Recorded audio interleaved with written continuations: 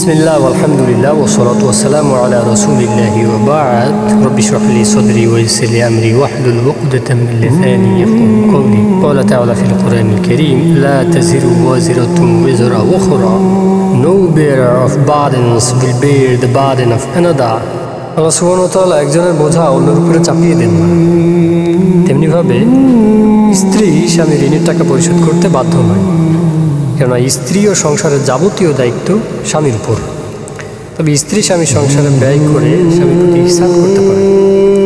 যেমনিভাবে একটি হাদিসে এসেছে, আবু সাঈদ খুদরী রাদিয়াল্লাহু আনহু বলেন, ইবনে মাসউদের স্ত্রী জায়নাব রাদিয়াল্লাহু আনহা নবী করিম সাল্লাল্লাহু আলাইহি ওয়াসাল্লামের নিকটে এসে বলেন, হে আল্লাহর রাসূল, আজ আপনি সাদাকা করার নির্দেশ দিয়েছেন, আর আমার অলংকার আছে, আমি তা সাদাকা করতে চাই।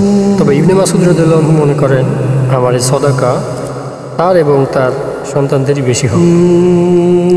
তখন আল্লাহ রাসূল সাল্লাল্লাহু আলাইহি ওয়াসাল্লাম বললেন, ইবনে মাসউদ ঠিক বলেছে, তোমার স্বামী ও সন্তান তোমার এই সাদাকার অনেক বেশি হকদার।